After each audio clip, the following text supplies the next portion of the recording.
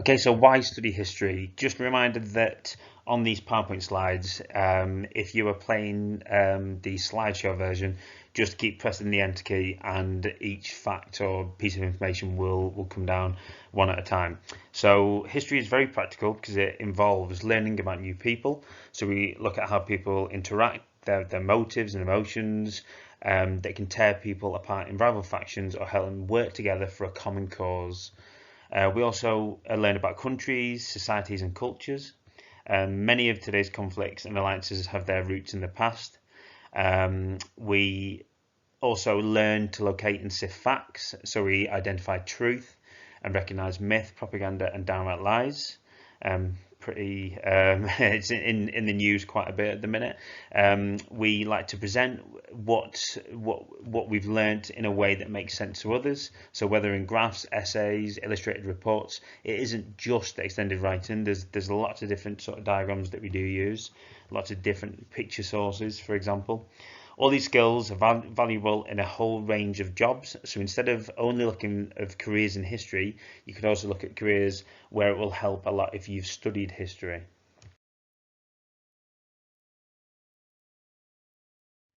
So what sort of skills will you get from studying history? Well, history teaches us to ask two very important questions: why and how.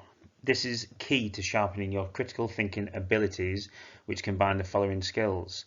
So we look at analysis, so how to analyze certain things. We look at research skills. We look at essay writing or extended writing. We look at communication, so whether that's communicating with a teacher, it could be communicating with your peers, it could be communicating in a different way, especially we need to do that minute of remote learning. Problem solving, argumentation.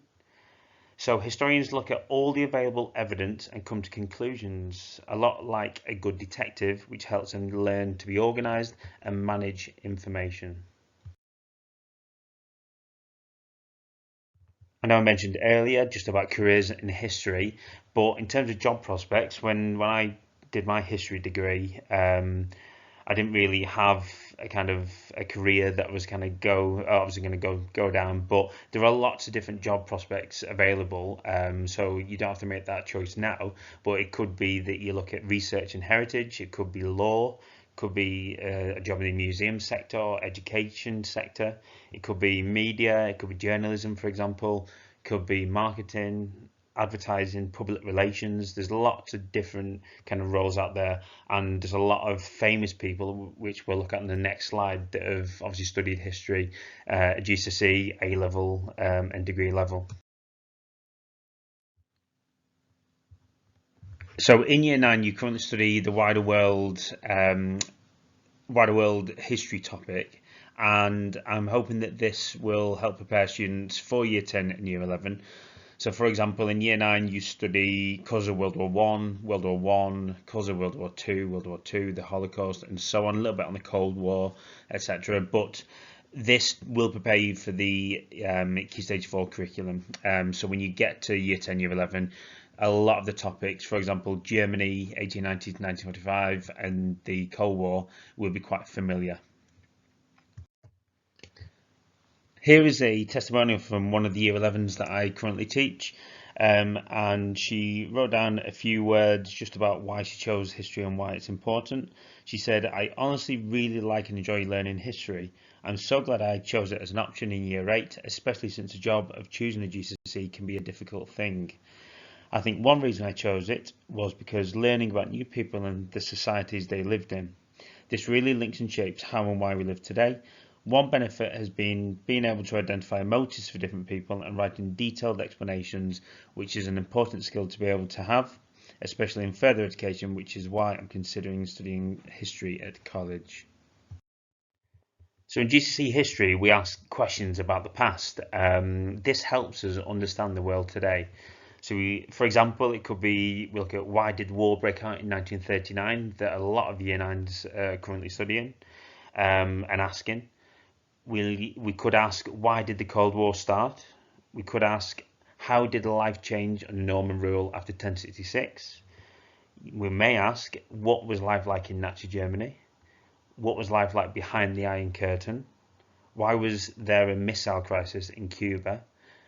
And why did we not know about germs until the late 19th century? So again, if you are on a slideshow, if you just click the enter key twice, and there should be four colours that come up with the four different topics that we study at GCSE history.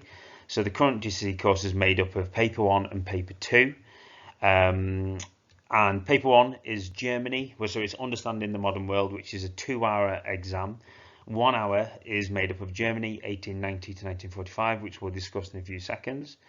The second topic is conflict and tension between East and West, 1949 to 1972, and people may know this as the Cold War.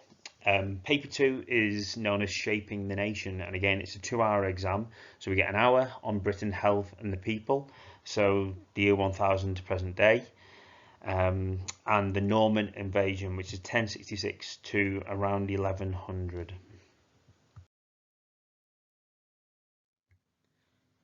Here's an example of some of the exam questions that you could get asked, obviously at the end of year 11 in your GCSE exams.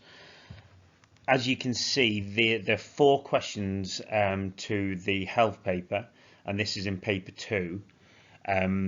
When you look at paper 1, paper 2 combined, obviously there's lots of questions, but I thought I'd give you a little snippet of some of the questions that you could get asked. So for example, question 1 is a source question, that's 8 marks. Question 2 is just an explain question for 8 marks. Question 3, again, it's an comparison, but it's an explain comparison question for 8 marks.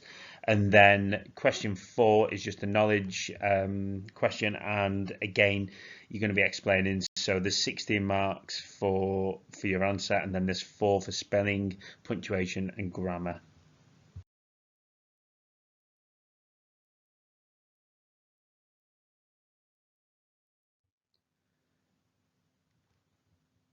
So all you need to do here is just keep clicking the enter key, and it will show you a series of images, and these are some of the topics that come up on the Germany 1890 to 1945 course. And some of those examples are, we start in 1890, we look at Kaiser Wilhelm, we look at Germany before World War One, we also look at Germany during World War One. Then we look at the aftermath of World War One, looking at the Treaty of Versailles. We look at political uprisings. Then we move into the 1920s after hyperinflation and the invasion of the Ruhr, and we look at recovery through Gustav Stresemann. Then we get to 1929, and after 1929, after the Wall Street crash, we get the Great Depression, which affects Germany greatly. Then we get the rise of Hitler and the Nazis. Then we look at life under the Nazis, we look at how it affects young people, we look at how it affects women, Jewish people, and so on. We look at the economy, and then this runs right up to the Second World War, and we look at the war years and how the war affects Germany, well, I should say the Second World War, how that affects Germany, all the way up to Hitler's death in 1945.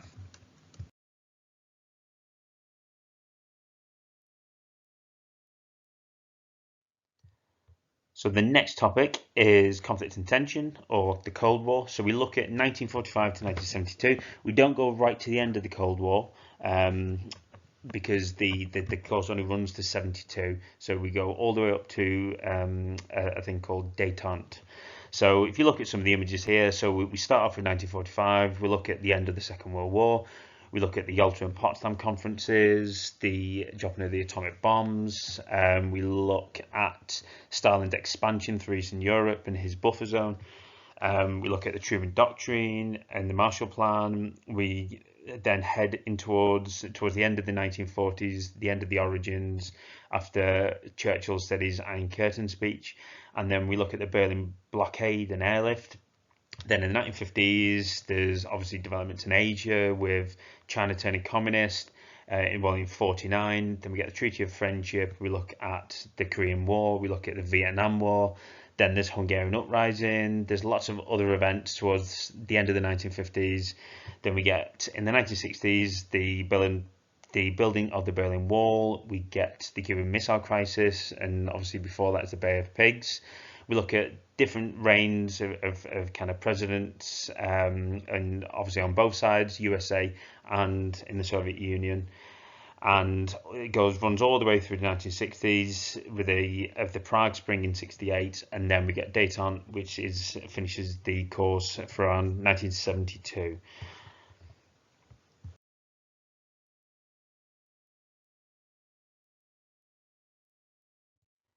Then moving on to paper two, we look at health and the people. So again, to keep pressing the enter key, and there'll be lots and lots of pictures that you will probably be very familiar with in recent times.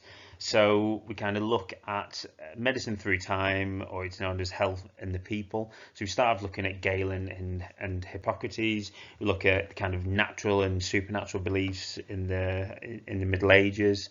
A lot of people believed that disease was kind of like caused through bad smells, which is known as miasma, and this isn't disproven until the 1860s. So we've got about 860 years that we teach where people believe that it's bad smells that are making people poorly, and people don't believe in germs.